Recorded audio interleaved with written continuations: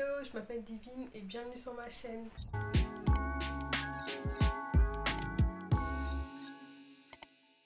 Aujourd'hui, on va parler du bonheur, cette chose que chacun d'entre nous recherche d'une manière ou d'une autre.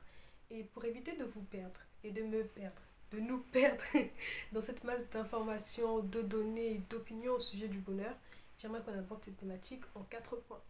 Let's go!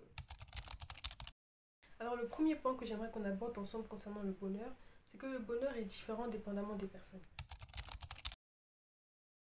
Ça veut dire que ce qui me rend heureuse moi pourrait ne pas te rendre heureux toi. Il n'y a pas de problème avec ça. Vraiment aucun problème avec ça. C'est important de mettre en valeur et d'affirmer la différence et l'unicité de chacun d'entre nous. On n'a pas les mêmes aspirations, on n'a pas les mêmes destinations, on n'a pas la même trajectoire de vie, la même personnalité, on est différents. Donc forcément, les éléments de mon bonheur ne sont pas forcément les éléments de ton bonheur. Et c'est aussi important de ne pas tomber dans le piège de la vie idéale selon ce que la société nous présente et représente à travers les réseaux sociaux, à travers la télé, à travers différents autres éléments, les médias de manière générale. Cette vie qui consiste aujourd'hui, en tout cas dans ma génération, à aller à la salle de sport, le healthy lifestyle avec les feuilles vertes et tout ce qui est vert à manger dans son assiette, avec le fait de voyager énormément ou de dépenser énormément, avec le fait d'être entrepreneur. Je ne dis pas que ces choses sont négatives, elles sont très positives dépendamment des personnes. Le plus important, c'est que ce soit ce qui te correspond à toi, ce qui te rend réellement heureux ou réellement heureuse. Donc c'est vraiment important que chacun prenne le temps de se poser, de se dire ok, est-ce que le style de vie auquel j'aspire me rendra réellement heureux, ou c'est vraiment juste parce que je vois que ça rend heureux les autres que je pense que ça va me rendre heureuse aussi. Qu'est-ce qui moi me tient réellement à cœur, qu'est-ce qui moi me rendrait vraiment heureuse, et d'agir de manière à cultiver ce bonheur là. C'est vraiment aussi important pour le point numéro 2 du coup, de garder en tête que le bonheur c'est pas quelque chose de lointain. Ça peut être quelque chose qu'on a vécu dans le passé, oui, mais c'est pas quelque chose auquel on n'a pas accès, auquel on aura accès que lorsqu'on aura telle chose, que lorsqu'on aura tel niveau dans la vie. Le bonheur c'est maintenant, ici et maintenant.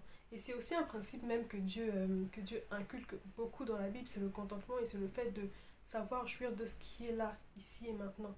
Dieu donne à chaque personne des semences, des personnes, des relations, des talents, des dons, des activités, des choses qu'il met entre nos mains pour qu'on puisse les cultiver et les utiliser de manière à ce qu'on puisse s'épanouir. Chacun a des semences. Donc, quelles sont les semences que Dieu a mis entre tes mains ici maintenant que tu peux cultiver pour ton épanouissement et pour ton bonheur à toi? C'est important de vraiment pas grandir avec la mentalité de l'herbe est plus verte ailleurs. L'herbe n'est pas verte ailleurs. L'herbe est verte là où, ça fait vraiment R. L'herbe est verte là où on l'arrose. C'est tout. L'herbe est verte dans la cour des personnes qui arrosent leurs plantes, tout simplement. Donc si tu n'arroses pas ta pelouse, elle ne sera pas verte, ton herbe ne sera pas verte. Donc si tu cultives pas les dons, tu ne cultives pas les relations que Dieu a mis entre tes mains, forcément elles vont mourir et forcément tu trouveras que les relations des autres, que les études des autres, que les business des autres, que la vie des autres, que le caractère des autres grandissent et pas ta propre vie à toi. Et c'est vraiment important de se responsabiliser, de se dire qu'est-ce que moi je peux faire avec ce que Dieu... Déjà de reconnaître que Dieu a réellement mis entre tes mains des dons, des talents, des capacités, des personnes, tout ça. Et aussi de vraiment te poser les questions de savoir qu'est-ce que moi je peux faire pour valoriser ces choses, qu'est-ce que moi je peux faire pour cultiver ça et cultiver mon épanouissement et mon bonheur avec les choses que Dieu a mis entre mes mains ici et maintenant. Et c'est aussi important de garder votre cœur pour pas commencer à tellement aspirer que ça devient même toxique, donc ça vient de la jalousie, à jalouser ou à envier le bonheur des autres. Le bonheur des autres, c'est le bonheur des autres. Ton bonheur, c'est ton bonheur à toi. Et c'est vraiment important de rester focus sur toi, focus sur Dieu et focus sur ce que Dieu a mis entre tes mains maintenant. Franchement, moi, c'est vraiment une valeur qui me tient énormément à cœur. Le travail, enfin, les valeurs de Dieu me tiennent à cœur de manière générale. Et le travail fait partie vraiment des valeurs qui me tiennent personnellement à cœur. Parce que je crois que Dieu a donné à chacun d'entre nous une activité, des dons, des talents, des choses à faire au fait. Et c'est dommage de voir ma génération avec énormément de personnes qui ont beaucoup de potentiel mais qui n'en font rien, qui perdent de vue le fait qu'ils ne sont pas sur terre pour rien, qui perdent de vue le fait que Dieu n'a donné rien pour rien au fait. Et de vraiment, que c'est important de travailler sur ces choses-là, de valoriser ces choses-là, de mettre en avant ces choses-là, de croire en ces choses-là. Et même si aujourd'hui t'es pas forcément parfait avec ce que tu sais faire, peut-être que tu sais chanter, ou que tu sais parler, ou que tu sais danser, que tu sais écrire, Peut-être que tu n'es pas parfait avec ces choses-là aujourd'hui, mais c'est à force d'exercice, à force de travail sur ces choses-là, que forcément tu vas t'améliorer et devenir meilleur après. Donc c'est vraiment important de se focaliser sur soi, de se focaliser sur ce que Dieu a mis en toi et de valoriser ces choses-là tout simplement. Troisième chose concernant le bonheur que j'aimerais que tu retiennes aujourd'hui, c'est que Dieu est pour ton bonheur. Que le désir de Dieu, c'est que tu sois épanoui. Le désir de Dieu, c'est que tu réussisses. Le désir de Dieu, c'est que tu profites vraiment de la vie. La Bible dit que Jésus est venu afin que nous ayons la vie et que nous ayons la vie en abondance. Ça veut dire la vie à gogo et la vraie vie, pas seulement une vie de longueur, genre j'ai vécu 80 ans, mais c'est aussi comment est-ce que j'ai vécu, comment j'ai joui de ce que Dieu a mis entre mes mains, comment est-ce que j'ai profité des choses que Dieu a mis, des opportunités au fait que Dieu me donne, comment est-ce que j'ai pris soin de ces choses-là. Faut pas perdre de vue que aussi l'un des principes, je parle beaucoup de principes, et je parlerai de ça dans le prochain point, de principe de Dieu au fait, c'est le fait qu'on est des gardiens un peu, des gardiens des choses que Dieu nous a données, des gardiens de... En fait, c'est comme si, c'est même pas comme si, Dieu est un roi, il a son royaume à lui, et il donne à chaque personne en fait une partie du royaume et se dit, ok, toi tu vas t'occuper de garder ce royaume-là, cette partie du royaume-là, pardon, de t'occuper de cette partie du royaume-là, de cultiver cette partie-là, et à la fin, on verra au fait, j'aimerais au fait que ce soit des parties qui aient porté du fruit, qu'il y ait des choses positives, qu'il y ait des constructions et tout. Et en fait, c'est un peu ce que chacun d'entre nous, on est en réalité avec la vie qu'on a, avec les personnes qu'on a, avec la communauté des personnes qu'on a autour de nous, avec le pays, avec tout ça, avec le monde en général simplement. On est tous des gardiens et Dieu nous fait confiance dans ce qu'il nous a donné. Il nous fait confiance dans le territoire qu'il nous a donné, dans les qualités, les passions, les désirs, les personnes qu'il nous a données. Et c'est pas pour rien qu'il nous les a données. C'est parce qu'il sait et qu'il veut qu'on puisse les cultiver. Pas juste cultiver de manière à travailler comme des esclaves. Dieu, il est pas du tout dans ça. Mais de travailler en étant épanoui pour notre propre bonheur et pour notre propre épanouissement. Et je sais que des fois, la plupart des personnes, en tout cas des personnes que j'ai rencontrées, et je pense que moi aussi j'ai déjà été dans cet engrenage-là de penser que parce que j'ai fait quelque chose de mal hier, alors j'ai plus droit au bonheur, alors j'ai plus vraiment droit d'être heureux, au droit d'être épanoui. Le fait que ok, j'ai fait une erreur, ça veut dire que il n'y a plus de possibilité pour moi de rentrer en arrière, que j'ai gâché un peu ma vie, que j'ai raté un virage. On a parlé de ça la dernière fois en parlant de la peur, que j'ai raté voilà, ma vie, un virage et que maintenant bah, c'est mort pour moi, c'est la fin. Non, c'est vraiment important de vraiment résister à cette culpabilité-là et de la combattre, cette culpabilité. C'est pas quelque chose de positif et c'est des mensonges et des mensonges. C'est faux. Je ne cesserai pas de le dire, mais c'est faux. C'est pas ce que Dieu pense de vous, c'est pas ce que Dieu veut pour vous. Dieu pardonne, il est miséricordieux et il accorde sa grâce à tout le monde.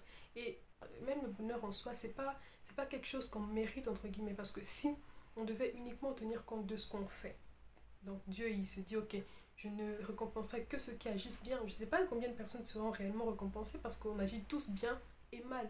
On a tous des bons et des mauvais côtés. Et donc, c'est pas tant une question de, ok, je n'ai pas le droit de faire une erreur, non. Mais c'est question de, ok, j'ai fait une erreur, Seigneur, pardonne-moi, relève-moi de cette chute et avançons ensemble, c'est tout. Et Dieu, il est toujours prêt à ce que tu puisses revenir vers lui. Dieu, il est toujours prêt à ce que tu puisses, à ce qu'il puisse te relever et te restaurer encore. Et Dieu restaure réellement. C'est vraiment quelque chose qu'il faut garder en tête. Dieu restaure, il relève, il pardonne et il donne à tout le monde une seconde chance. Si tu es en vie aujourd'hui, alors ça veut dire que ce n'est pas fini. Alors, quatrième point, c'est important de garder en tête que justement parce que Dieu il nous aime et qu'il veut notre épanouissement, il sait aussi ce qu'il nous faut pour atteindre ce niveau d'épanouissement là.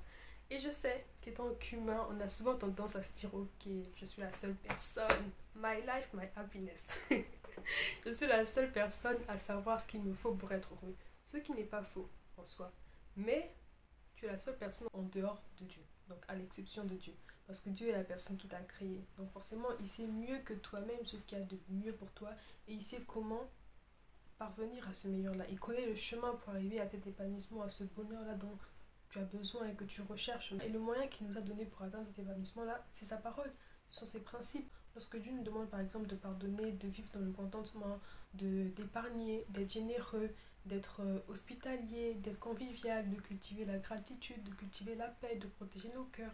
Toutes ces recommandations-là, tous ces principes et toutes ces valeurs-là sont là pour nous guider et pour nous mener vers ce bonheur et même cet épanouissement qu'on recherche. Et c'est vrai qu'on est têtu en tant qu'humain, qu'on a envie d'essayer par nous-mêmes avant de confirmer que vraiment Dieu avait raison, mais on sait tous qu'à la fin Dieu avait raison et que même si les chemins qu'on emprunte ne nous mènent pas vers le malheur entre guillemets, on sera jamais dans tous les cas vers le meilleur, ce sera jamais le 100% de Dieu qu'on aura sans Dieu. Au fait, on ne pourra pas en tout cas avoir le 100% de Dieu sans Dieu et sans ses principes, on sera toujours en dessous.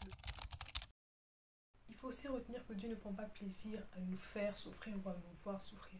Au contraire, il aime qu'on est heureux et qu'on est épanoui. Et le but de ces commandements, c'est pas non plus qu'on puisse souffrir de douleur, on puisse non saigner. Non, c'est vrai que ça demandera des concessions, c'est vrai que ça demandera des sacrifices, que ce sera difficile pour nous d'obéir quelquefois.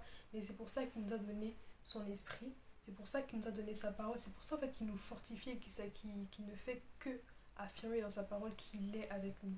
Que lorsqu'il nous demande de faire quelque chose, il nous donne aussi la capacité de le faire et il marche avec nous. Et c'est pour ça que lorsqu'on tombe, il nous pardonne parce qu'il sait que ça peut être compliqué en tant qu'humain.